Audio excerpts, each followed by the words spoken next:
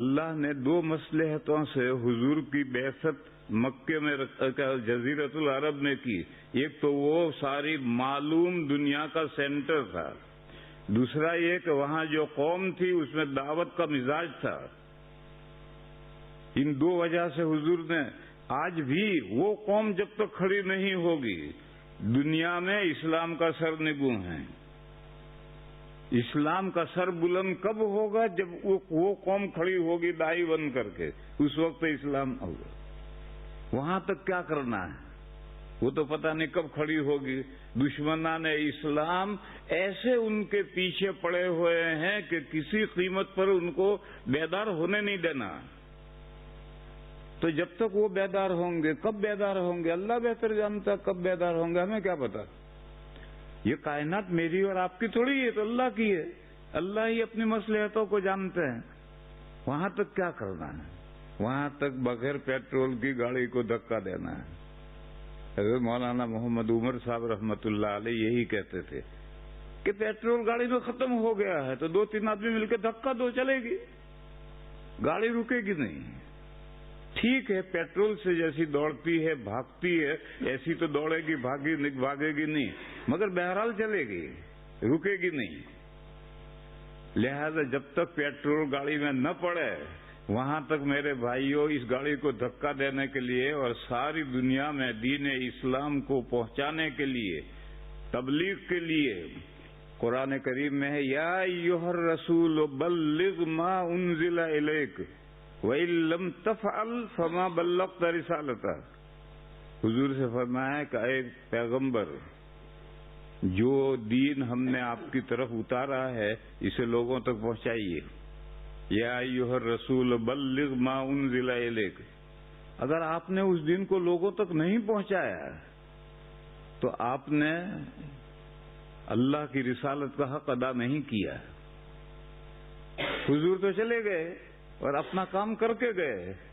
اب حضور کے بعد میں وارثین امت ہے. یہ جو امت مسلمہ ہے یہ وارث ہے، اور امت مسلمہ میں صرف علماء ہی وارث نہیں ہے. کوئی بڑا وارث ہے، کوئی چھوٹا وارث ہے. باقی ہر مسلمان جو دین جانتا ہے وہ حضور کا وارث ہے.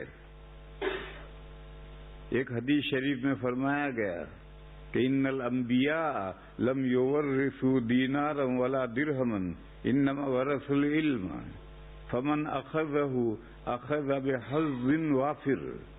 انبیاء کسی کو وارث نہیں بناتے.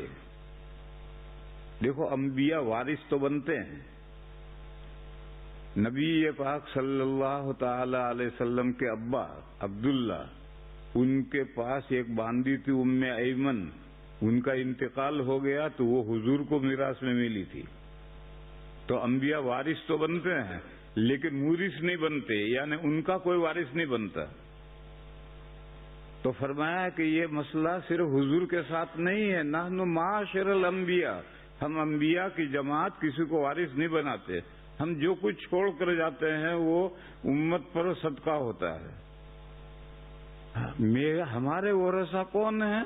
ہمارے ورثہ وہ امتی ہیں جنہوں نے ہمارا علم حاصل کیا، وہ ہمارے وارث ہیں. اور جس نے جتنا علم حاصل کیا اتنا وہ بڑا وارث ہے. لہذا امت میں سے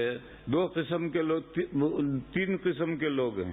ایک تو امت دعویٰ ہے، یعنی وہ غیر مسلم ہیں جن کو دعوت دی جا رہی ہے کہ اسلام قبول کرو، وہ بھی حضور کی امت ہے، امت دعوت ہے. ایک امت اجابہ ہے جنہوں نے حضور کی دعوت پر لبیک کہا، مسلمان اسلام قبول کر لیے.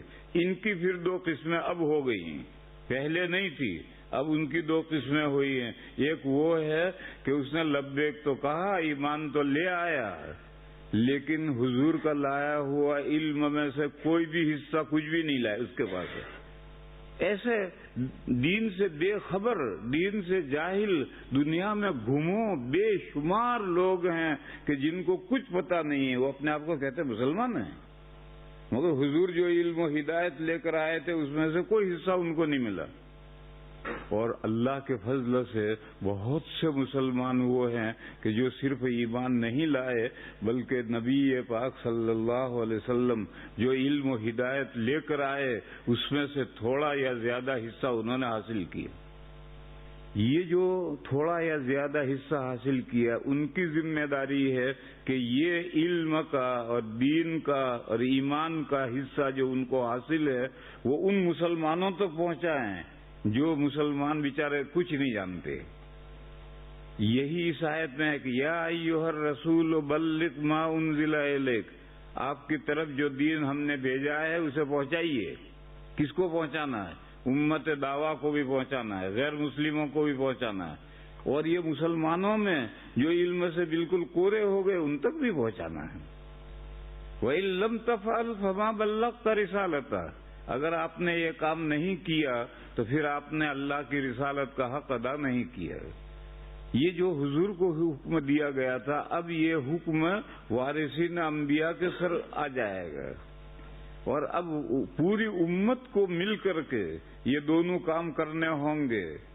غیروں کے اندر بھی دین اسلام پہنچانا ہے اور اپنوں کے اندر جو دین سے جاہل بے خبر ہو گئے ان تک بھی دین پہنچانا ہے. اب زمانہ آگے بڑھ گیا ہے، تقسیم کار ہوئی ہے، کوئی مفسر ہو گیا، کوئی محدث ہو گیا، کوئی فقیہ ہو گیا، کوئی مبلغ ہو گیا، کوئی داعی ہو گیا، کام تقسیم ہو گئے. صحابہ تو سب کام ایک ساتھ کرتے تھے، اب کام تقسیم ہو گئے.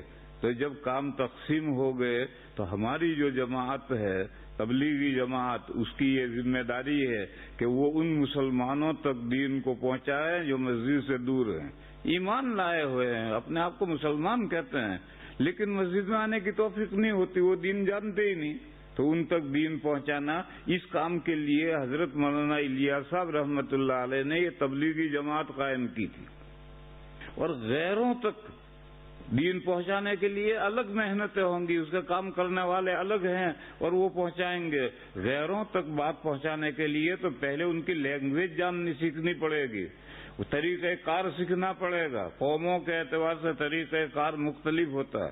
تو یہ بھی کام ہو رہا ہے اور یہ ہمارا کام جو ہے یہ مسلمانوں کی حد تک ہے. جو مسلمان نام کے مسلمان ہیں، مسجدوں سے دور ہیں، دین کا کچھ بیچارے علم نہیں رکھتے، ان پر مقامی محنتیں کر کے اور بیرونی محنتیں کر کے، ایک تو مقامی محنت ہے، یہ مقامی محنت ایسے بندوں پر ہوگی.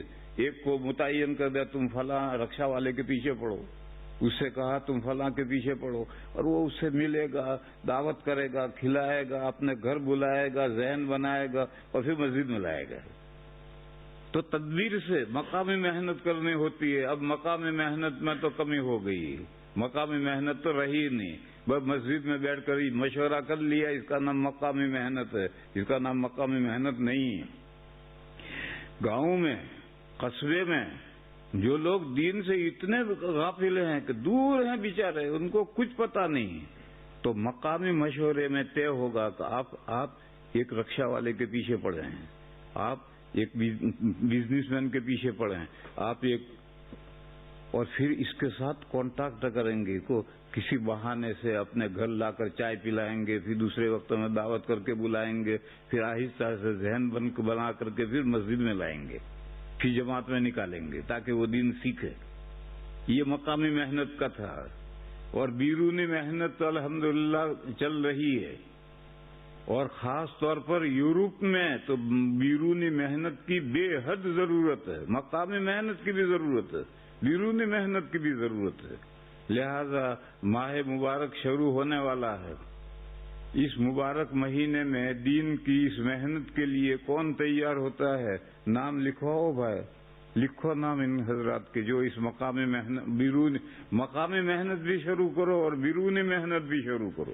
اگر رمضان میں آپ حضرات نے مسجد سے دور بندوں کو مسجد سے قریب کر دیا تو انشاءاللہ وہ زندگی بھر قریب رہیں گے.